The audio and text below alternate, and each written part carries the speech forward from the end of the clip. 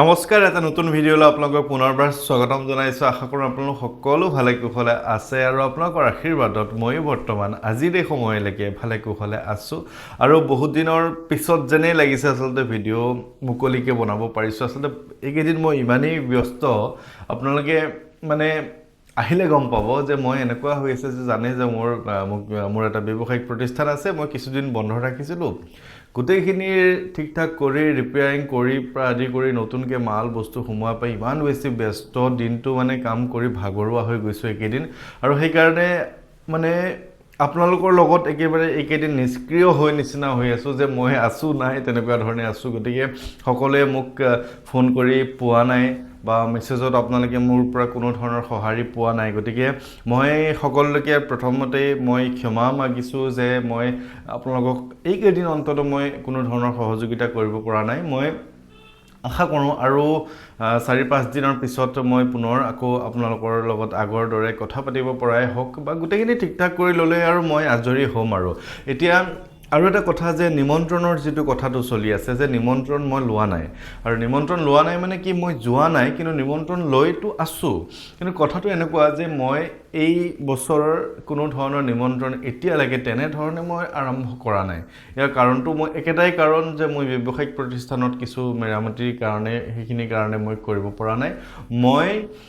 অহা ফেব্ৰুৱাৰী মাহৰ পৰা মই আকৌ নিমন্ত্ৰণখিনি ল'ম কিন্তু নিমন্ত্ৰণখিনিৰ কথাটো এনেকুৱা যে মই আগৰ দৰে যে মই 3 দিনৰ কাৰণে গুচি যাওঁ বা বহু দিনৰ কাৰণে গুচি যাওঁ তেনেধৰণে আৰু মই নিমন্ত্ৰণ ল'ব নোৱাৰিম কাৰণ জানেই আৰু যে ব্যস্ততাখিনিৰ কথাটো জানে আৰু যথেষ্ট কষ্ট হয় আৰু এখন ঘৰৰ মই অকলশৰে লৈ যোৱা বছৰ বহুত কষ্ট কৰিলোঁ ঘৰখনত অকলশৰীয়া কৰি 4-5 দিন গুচি যাওঁ এইবাৰ অকণমান অসুবিধা হ'ব মই এনেকুৱা হ'ব যে যদি আপুনি মোক নিমন্ত্ৰণ কৰে মই কেৱল আপোনাৰ কাৰণেকে যাম যদিহে মই ঘূৰি আহিব পৰা অৱস্থাত হয় ৰাতি দেৰিকৈ হ'লেও মই ঘূৰি আহিম আৰু যদিহে ঘূৰি আহিব পৰা নাই এটা দিন ক'ৰবাত থাকি বা তেনেধৰণে ব্যৱস্থাখিনি আপোনালোকে যিহেতু কৰি দিয়ে কিছু লোকে গতিকে তেনেধৰণে থাকি মই নেক্সট ডে গুচি আহিম তেনেধৰণে মই নিমন্ত্ৰণখিনি কৰিম আৰু নিমন্ত্ৰণৰ কথাটো এনেকুৱা যে নিমন্ত্ৰণখিনি আপোনালোকে যিমানকৈ মোক ফোনত ক'লেও যে মই সেই নিমন্ত্ৰণটো ৰক্ষা কৰাত কিছু অসুবিধা হয় কাৰণ যদি মই এইখিনিতে বহি থকা অৱস্থাত আপুনি ফোন কৰি নিমন্ত্ৰণ দিয়ে ঠিকে আছে মই লিখি ল'ব পাৰিম যে আপুনি মোক মাতিছে আপোনাৰ নিমন্ত্ৰণটো মই ল'ব পাৰিম কিন্তু যেতিয়া অন্য ঠাইত থাকোঁ কোনো ঠাইলৈ গৈ থাকোঁ গাড়ী চলাই থাকোঁ বা ঘৰত অন্য কামত ব্যস্ত থাকোঁ আপোনালোকে মোক নিমন্ত্ৰণৰ কাৰণে ফোন কৰে মইতো আপোনালোকক কৈয়ে দিওঁ যে হ'ব মই যাম কিন্তু সেই কথাটো মই আধা ঘণ্টাৰ পিছতে বা অকণমান সময় পিছতে অন্য 2-4টা ফোন লোৱাৰ পিছতে আকৌ মই আপোনাৰ নিমন্ত্ৰণটো কি আছিল আপোনাৰ নম্বৰটো যিহেতু মোৰ তাত ছেভ নাই গতিকে মই পাহৰি গ'লোঁ গতিকে নিমন্ত্ৰণখিনি তেনে ক্ষেত্ৰত লোৱাত অসুবিধা সেইবাবেই মই এটা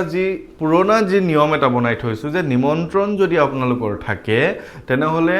মোৰ যিটো 9085093104 এই নম্বৰটোত আপোনালোকে হোৱাটছআপ কৰিব লাগে ওপৰতে নিমন্ত্ৰণ বুলি লিখিব লাগে আৰু কাৰণ আৰু ঠাইখনৰ নাম লিখিব লাগে যাতে মই আপোনাৰ সৈতে ভৱিষ্যতে আকৌ সেই বিষয়ে যোগাযোগ কৰি আপোনাৰ মই নিমন্ত্ৰণটো ল'ব পাৰোঁ নহ'লে সেই নম্বৰটোত অন্য মেছেজো চোৱা নহয় বা সেই নম্বৰটোৰ পৰা অন্য কথা পতা নহয় গতিকে কেৱল নিমন্ত্ৰণৰ কাৰণে সেই নম্বৰটো দি ৰাখিছোঁ আপোনালোকে যোগাযোগ কৰিব পাৰে তেনেধৰণে মই ফেব্ৰুৱাৰী মাহৰ পৰা আৰু নিমন্ত্ৰণবিলাক ল'ম আপোনালোকে এইকেইদিন অন্তত মোক অকণমান ৰেহাই দিয়ক বেয়া চাই নাপাব আৰু মই আজি যিটো বিষয় লৈ আপোনালোকৰ লগত কথা পাতিবলৈ আহিছোঁ আৰু সেই কথাটো শুনি আপোনালোকৰ মনটো খুবেই ভাল লাগিব যে আজি যেতিয়া মই তেজপুৰ টাউনলৈ বুলি কিবা এটা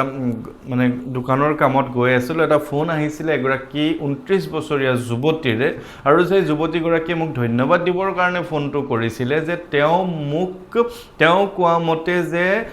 10 নৱেম্বৰ তাৰিখে তেওঁ আমাৰ গোসাঁই ঘৰত এগছি চাকি জ্বলাবৰ কাৰণে তেওঁ মোক মেছেজ কৰিছিল আৰু তেওঁ তেনেধৰণে তেওঁৰ চাকি গছি জ্বলোৱা হৈছিল কিন্তু কি কাৰণ আছিল কি কথা যিহেতু তেওঁ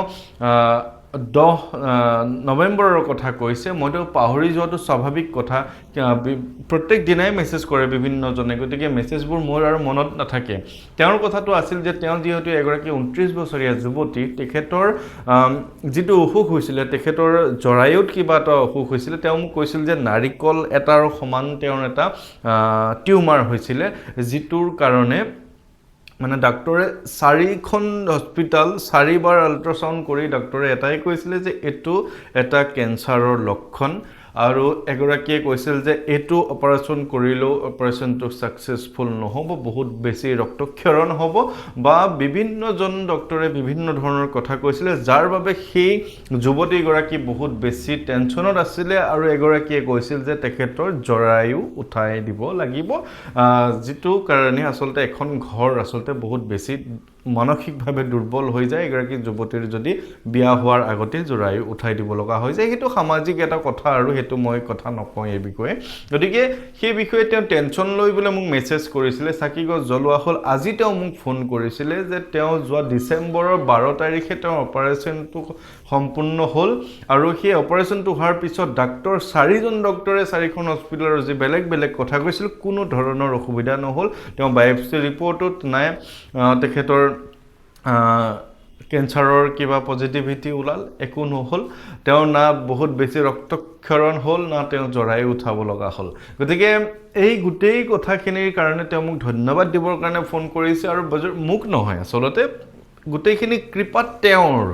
এতিয়া তেওঁ কোন? তেওঁ হৈছে বজৰংগ বলী। তেওঁ বৰ্তমান কলি যুগত আমাৰ মাজত আছে, কলি যুগৰ ৰজা বুলি যাক কোৱা হয়। গতিকে কলি যুগত তেখেতক আমি খুব বেছি অন্তৰ আত্মাৰে যেতিয়া আমি বিচাৰোঁ, তেখেতে আমাৰ মনৰ ইচ্ছাখিনি মনোকামনাখিনি পূৰ্ণ কৰি দিয়ে। গতিকে এগৰাকী যুৱতীৰ সেই মনৰ ইচ্ছাটো পূৰ্ণ কৰাৰ কাৰণে আচলতে মই খুব বেছি মানে ভাল লাগিছে যে তেখেতৰ মনৰ ইচ্ছাখিনি পূৰ্ণ হ'ল। আৰু বিভিন্নজন প্ৰত্যেক দিনাই বিভিন্নজনে ফোন কৰে, তাৰ মাজৰে যিখিনি বাছি বাছি আপোনালোকক জনাব পৰা যায়, অকণমান চমৎকাৰী যেন লাগে, সেইখিনি কথা আপোনালোকক জনাওঁ, মোৰ খুব বেছি ভাল লাগে। কাৰণ চাওক, আমি প্ৰত্যেকজন মানুহে কিবা নহয় কিবা এটা সমস্যাত আছোঁ, কিবা নহয় কিবা এটা আমি বিপদত পৰি ভগৱানক বিচাৰিছোঁ। আৰু মই আপোনালোকক এই কথাটো কৈ আছোঁ যে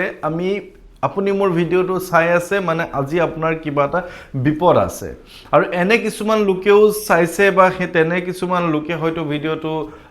আঁতৰাই দিছে মনৰ পৰা বা সেইটো গুৰুত্ব দিয়া নাই, যিসকলৰ বৰ্তমান একো অসুবিধা নাই। কথাটো বুজি ল'ব যে যিসকল মানুহৰ কোনো ধৰণৰ বিপদ আপদ নহয়, কোনো ধৰণৰ সমস্যা বৰ্তমান নাই, তেওঁলোকে ভগৱানৰ কৃপাৰ কথা ক'লে বহু লোকে কিন্তু কথাখিনি ইমান বেছি গুৰুত্ব সহকাৰে নলয়, যাৰ বাবে আচলতে বিপদত পৰিহে আকৌ তেওঁ ভগৱানৰ কাষ চাপে। সেইকাৰণে মই তেওঁলোকক ক'ব বিচাৰোঁ, যদি আজি আপোনাৰ একো অসুবিধা নাই, এইটো আপুনি নাভাবিব যে আপোনাৰ জীৱনত আৰু কেতিয়াও বিপদ নাহে। কাৰণ মানুহৰ এই যে সুখ দুখ, এইটো এটা চাইকেল হয়, এইটো ঘূৰি থাকে। এটা চকা যেনেধৰণে ঘূৰি থাকে, আপুনি চকাত এটা চিন দি দিবচোন, সেইটো চিনটো আকৌ ঘূৰি আহি থাকে, এটা জেগাত ৰৈ নাথাকে। গতিকে